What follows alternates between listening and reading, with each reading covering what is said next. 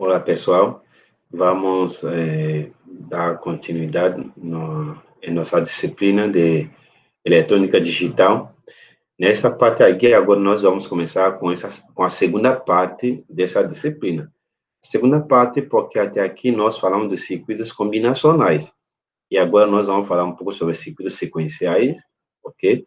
E vamos ver qual é a diferença entre circuitos combinacionais e circuitos sequenciais e quais são algumas das suas aplicações. Vamos ver como construir alguns tipos de circuitos sequenciais, ok?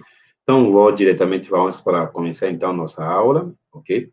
Então, vamos dar nessa primeira aula aqui uma introdução, na verdade, né? Vamos dar uma introdução a circuitos sequenciais, ok?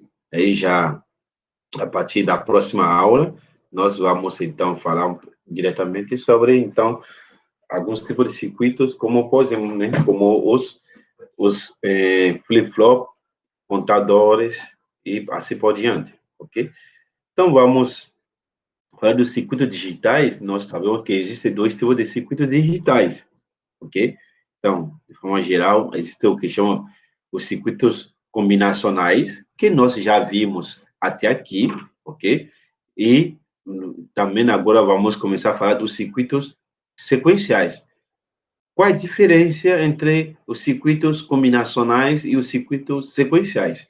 Os circuitos combinacionais, esse tipo de circuito, não, nesse tipo de circuito, é um circuito que não é capaz de armazenar um valor, ou seja, é um circuito sem memória, em comparação aos circuitos combinacionais. Não, vocês podem perceber que em todas as nossas análises que nós fizemos sobre circuitos combinacionais, não falava de armazenamento de valor de dados, ok? Esse circuito possui porta lógica conectada, né? Os circuitos combinacionais, né? Possui porta lógica conectada para produzir valor, né, dos sinais de entrada, ok?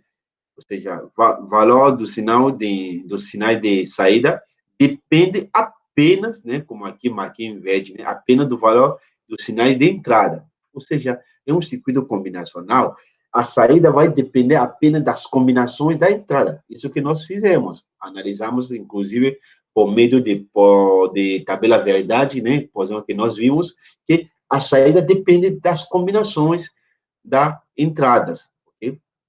É isso que é uma das são as características, né, de circuitos combinacionais. Circuitos sequenciais, esses sim são circuitos capazes, né, diferentemente de circuito combinacional. Aqui um circuito sequencial, né, tem a capacidade de armazenar valores e dados, ok? São circuitos com memória, ok? Esse circuito possui portas lógicas conectadas, né, para produzir valor do sinal de saída e valores a serem armazenados, ok? Então, o que seja diferentemente de circuito combinacional, onde a saída, né, é a combinação dos valores de entrada, aqui não. As portas lógicas são conectadas para não somente produzir valor de saída, né, valor da saída, mas também valores que devem ser armazenados, ok? O valor dos sinais de saída, ok? Aqui não, de saída, depende do valor de sinal, do sinal de entrada e dos valores armazenados no circuito, ok? Então, a saída não vai ser dependente apenas das combinações das entradas, mas também dos valores que foram armazenados, ok? Então, podemos ver aqui, por exemplo, um diagrama aqui de bloco que mostra aqui, né, um circuito combinacional e um circuito sequencial aqui. Por exemplo, como nós falamos, a saída, né, é uma função da entrada, ok? Isso aqui nós temos, por exemplo, o circuito lógico, né, e a saída sempre vai depender apenas das combinações aqui da entrada para nos dar o que é a saída, ok? Então, a saída, output, é uma função da combinação da entrada, simplesmente. Isso no circuito combinacional, ok? É um circuito sequencial, isso é totalmente um pouco diferente. A saída, ok? Que nós temos aqui, por exemplo, a saída, depende, primeiro, das entradas e, ok? Aqui de uma memória, um estado de memória, ok? Que também, então, vai ser combinado, né? Tanto o estado de memória e a entrada para nos dar o valor da saída. Ou seja, um circuito sequencial, a saída não vai depender apenas das entradas, mas, então, da combinação, ok? Da entrada e das entradas, né? E da memória, ok? Do estado anterior, por ser estado anterior, o outro, ok? Então, isso é a diferença entre um circuito combinacional e um circuito sequencial, ok? Então, a gente pode continuar, então. Okay? Então, vamos falar agora, já que nós já estudamos os circuitos combinacionais, agora, nessa aula aqui, né, já daqui para frente, né, nós vamos, então, falar dessa segunda parte de circuitos sequenciais, ok? Tipo, então, primeiro, né, nos circuitos sequenciais, nós sabemos que tem o quê? Elemento de estado ou elemento de memória. Como nós falamos que a saída não vai depender apenas das entradas, mas também do valores anteriores, do estado anterior, ou seja, da memória, valores armazenados em uma memória dada. Okay? Então, é uma das características dos circuitos sequenciais. Nos circuitos sequenciais, existem vários tipos, ok? Existe o que chama dos LED, ok? Os flip-flop, os registradores, conjunto de registradores, ok? Contadores, né, que vamos ver depois, e o que nós vamos chamar também de memórias, ok? Tem as memórias aqui também, nós temos as memórias, ok? Vamos ver a diferença de um do outro, ok? Os LED tem os tipo SR, né, que se chama de set reset, LED tipo D, LED tipo T, o outro. Os flip-flop também, igual, tem flip-flop tipo SR, flip-flop tipo D, flip-flop tipo T, flip-flop tipo JK. Vamos ver tudo isso, mas com calma. Nos registradores, nós temos registradores de deslocamento, registradores contador, ok? E vamos ver alguns tipos de conjunto de registradores e as memórias também nessa segunda parte da nossa disciplina, ok? Então, o que é LED? LED, quando falamos do LED, por exemplo, é um circuito sequencial, né, que resulta da combinação de portas lógicas das portas NAND, que pode ser uma combinação das portas NAND, ou das portas, da porta NOR aqui, né, são aqui uma porta NOR, são portas NOR aqui, nesse caso aqui, e as portas NAND aqui também, ok? Pode ser NAND ou NOR, ok? Então, aqui nós temos NOR aqui, ok? São combinações de porta NOR, e aqui o que nós temos são NAND nada mais, ok? Então, como funciona aqui nessa parte aqui? Não vou enfatizar muito no LED, mas vou diretamente para flip-flop, mas vou explicar de forma rápida o LED aqui. O que nós vemos aqui, por exemplo, né, nós temos o LED aqui, usando porta lógica NOR, ok? Como nós temos duas portas lógicas NOR. O que nós vemos aqui, ok? Veja que a saída dessa porta lógica NOR aqui, ok? Não vemos, sua saída é conectada, é como realimentada, como entrada dessa porta lógica dessa segunda. Vamos colocar primeiro aqui a segunda porta lógica NOR. Veja que a saída dessa, né, está diretamente conectada como entrada, como uma realimentação. Nós temos um elo de realimentação, ok? E também a saída dessa aqui, dessa porta OR, vai como segunda entrada dessa porta OR aqui, ok? Então, nós temos uma entrada que é chamada R, ok? Uma entrada R, e nós temos aqui uma entrada que é chamada S. O R para chamar do reset e o S como para chamar set, para habilitar e desabilitar, ok? E nós temos a saída Q e outro que é quebrado. Então, quando falamos de Q e quebrado, já sabemos o que significa, ok? Então, um LED, ok? Então, resumindo, ok? Um LED é um circuito, ok? É um circuito onde nós temos duas portas lógicas, um circuito, apenas um circuito lógico, ok? Com duas portas, onde nós temos que suas saídas, né? Que são realimentados, né? que as entradas as entradas, ok? São realimentadas, né, pelas saídas, ok? Então, nós temos aqui um elo de realimentação, como nós temos aqui, ok? E assim, também pode ser também usando uma porta NAND, como nós temos nesse caso aqui. Veja a diferença, quando nós usamos uma porta NOR, é que quando nós temos as entradas seja em nível alto. Quando nós queremos que as nossas entradas estivessem em nível baixo, nesse caso, é usado as portas NAND. Okay? Com as portas NAND, veja, é o mesmo procedimento de construção. Ou seja, nós temos duas portas NAND aqui, ok? Nós temos duas portas NAND, e nós temos a saída da porta NAND, né? Dessa primeira aqui, realimentada para conectar-se na entrada dessa segunda, e a saída dessa segunda, né, também vai ser conectada diretamente para a entrada da primeira, ok? E assim construímos nosso LED, né,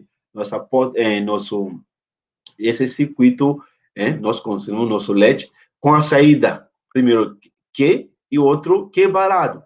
Sabemos que Q e Q varado o Q varado é o complemento de Q, ok?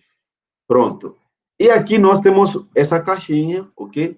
Daqui para frente, em lugar de sempre desenhar o circuito, as portas lógicas com as realimentações, nós vamos apenas simplesmente representar esse retângulo aqui, mostrando as entradas S e R, por exemplo, e as saídas Q e Q varado. Q varado, colocando essa bolinha aqui para falar que essa é negado, ok? Então, sempre que nós vamos representar isso aqui para dizer que é um LED, ok?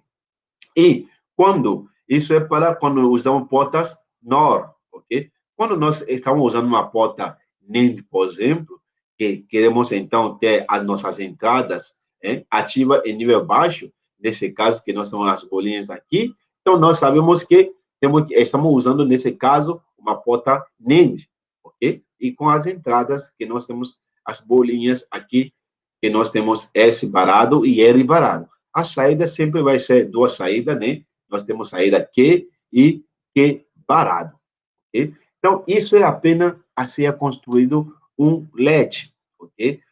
Como funciona o LED, né? Como a saída depende das entradas, obviamente. Como isso funciona, eu vou explicar isso diretamente usando o flip-flop. Por quê? Porque o flip-flop é um pouco mais sofisticado, mais versátil que o LED, né? E o princípio de funcionamento vai ser sempre o mesmo. Okay? Então, vamos mais focalizar nessa segunda parte aqui, falando mais dos flip-flops do que os LED. Ok? Pronto. Ok? Então, continuamos. Ok? Então, os flip-flops, né? Como nós falamos, os flip-flops são circuitos que possuem memórias, né? Memórias simples, ok? Eles são capazes de armazenar o valor de 1 bit, ok? De 1 bit ou mais. A saída do circuito é valor armazenado no circuito, ok? E os flip-flops são construídos usando os LED, ok? Então, para construir um flip-flop, nós precisamos dos LED. Então, já nós falamos atrás como são construídos os LED, ok? Então, vocês vão ver que basicamente são bem parecidos, ok? Usando o LED, a gente construir um flip-flop, ok? Os tipos de flip-flop, como nós falamos atrás, né? Nós teremos flip-flop tipo D, flip-flop tipo R, SR, flip-flop tipo T, flip-flop tipo JK, por exemplo, okay? Tipo T, tipo D, RS também, e assim por diante. Veja os LED aqui, por exemplo, atrás que nós falamos apenas do LED tipo SR, mas já eu tinha falado para você que tem LED tipo SR, tipo D, tipo T também, ok? Então, qual é a diferença entre os LED com os flip-flop?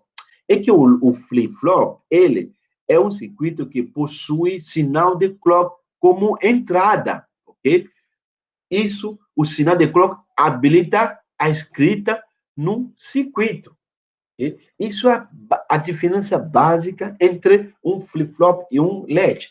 É que o flip-flop o funcionamento desse circuito não vai depender apenas das entradas, mas também de um sinal de relógio, de clock, que vai permitir, né, habilitar a escrita no circuito, ok? Então, o relógio é uma da função importante em um flip-flop, que os LEDs, esses não possuem. Então, a diferença básica é a presença de relógio, de clock, ok? Nos flip-flop, ok? Então, vamos falar um pouco, então, desse sinal de relógio que os flip-flop têm e os LEDs não possuem, ok? Então, sinal de digital que forma onda, o sinal, né, o relógio, né, é um sinal digital de forma que forma onda periódica, ok? Isso determina quando o evento deve acontecer no hardware, ok? Então, como o relógio, né, vai determinar o evento vai acontecer, sei lá, daqui a quantos segundos, por exemplo, daqui a quantos microsegundos, ok? Isso é importante no nosso na execução de nossas tarefas nos computadores, por exemplo. Circuito de clock dividido, que são divididos em duas partes, ok? Nós temos clock em 0 e clock em 1, ok? Então, nós vamos no clock, né? Transição de relógio, ok? Que fala de borda, ok? Que vamos falar também transição de subida, ou também borda de subida, é quando o relógio passa do nível 0 para 1, ou seja, de estado baixo para estado alto, e também tem a transição de descida, ou borda de descida também, podemos falar, que é quando passamos do estado 1 para estado 0, ou seja, do nível alto para nível baixo, ok? Por exemplo, veja aqui, nós temos essa curva aqui, onde nós temos a forma de onda, né, periódica representada, aqui nessa figura que nós temos aqui, ok? Então, veja aqui, nós temos, por exemplo, primeiro, né, no início, estamos no nível alto e descemos, né, para nível baixo. Então, isso significa que uma transição de descida, de baixo para de alto para baixo. Então, é uma transição de descida, ou também podemos chamar de borda de descida, ok? E quando nós estamos em nível, veja nesse intervalo de tempo aqui, estamos no nível baixo, então, do nível baixo, vamos para nível alto. Nesse caso, então, estamos falando de transição de subida, porque fomos de 0, né, de baixo para 1, para alto. Então, estamos falando de transição de subida ou borda de subida, ok? E também vamos falar do período de relógio, o tempo de ciclo também, que é a duração de um ciclo, ok? Por exemplo, aqui nós temos descendo, né, um período de relógio, né, que é duas vezes, né,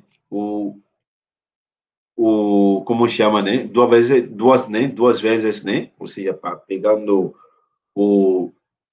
uma borda, uma transição, ou seja, a transição de subida e transição de descida. Quando nós somamos isso, nos dá um período de relógio. Nesse caso, quando estamos para nível alto, descemos, né, para nível baixo, aqui, isso nos dá um período, ou também pode ser também considerando baixo, né, para alto aqui, nos dá também daqui, primeiro daqui até aqui, é um período, daqui também até aqui é outro período, nós temos outro período aqui também, ok?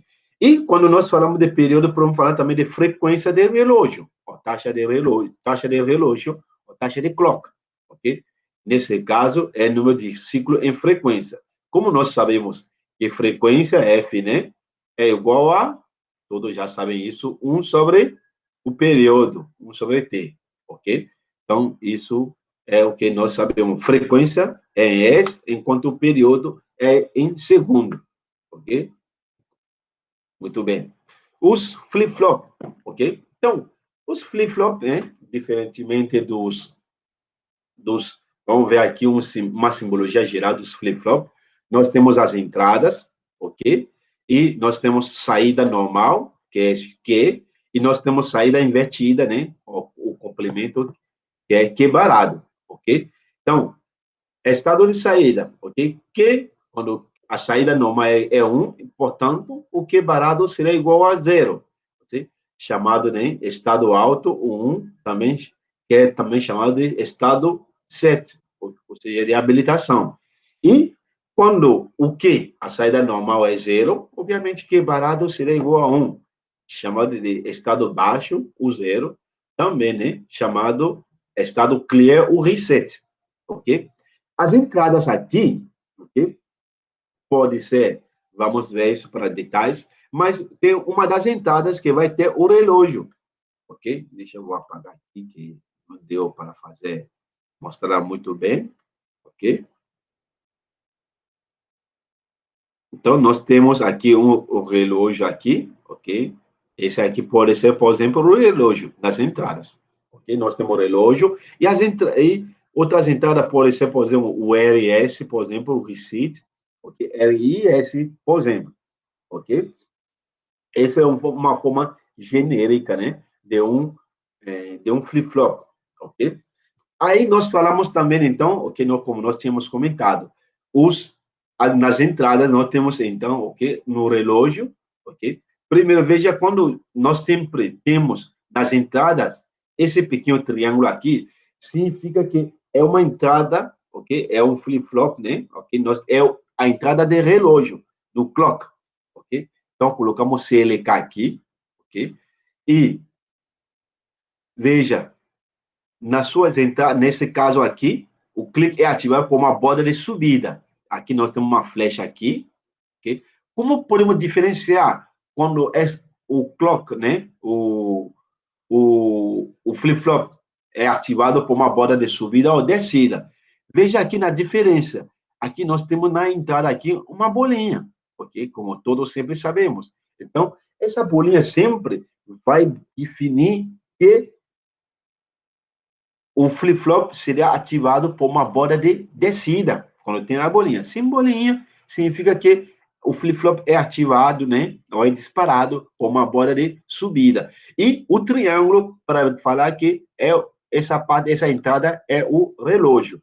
As outras entradas não se coloca nada, não vamos colocar nada, okay? Apenas vamos colocar esse traço para dizer é uma entrada e dizer qual tipo de entrada, ok? Aqui vamos ver isso como será escrito, ok? Mas o que importa sempre que temos que lembrar, ok?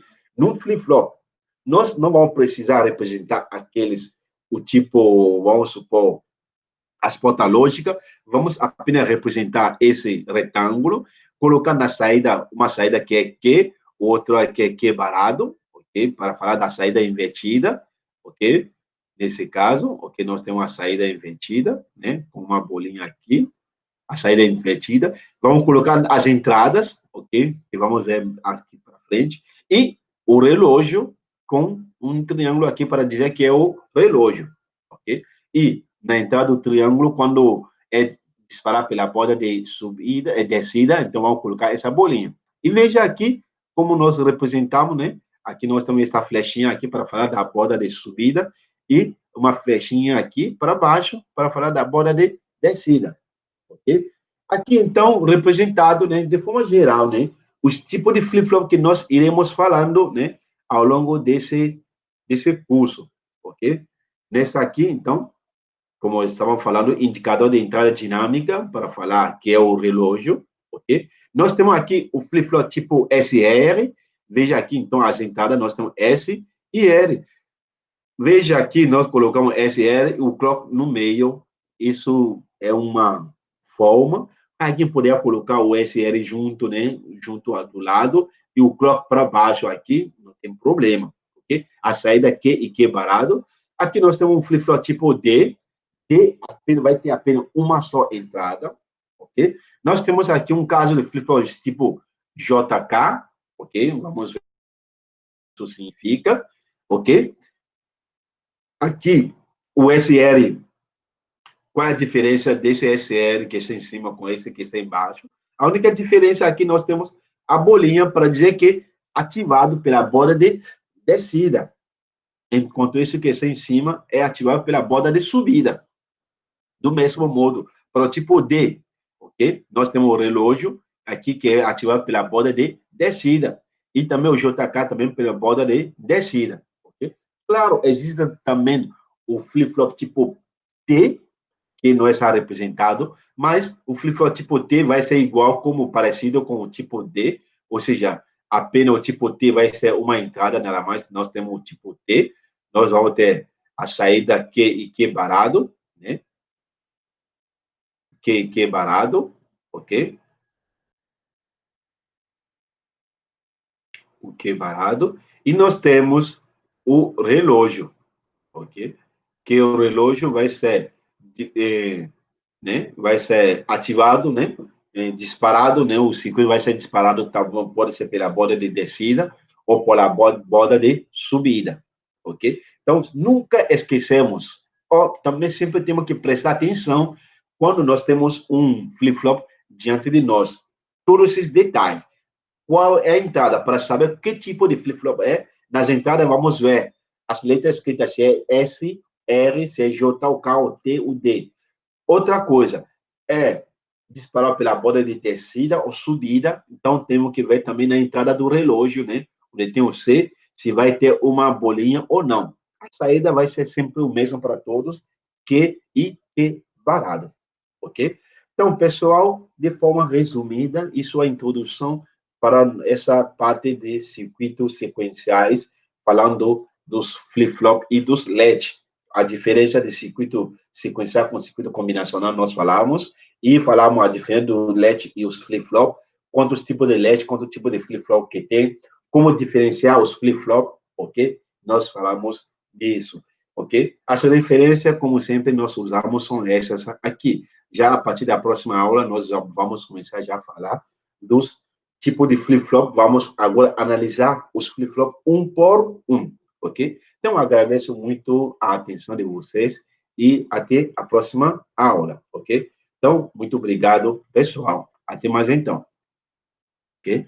Então, terminamos assim para essa aula, ok? Então, na próxima, nós vamos continuar, então, pessoal. Muito obrigado.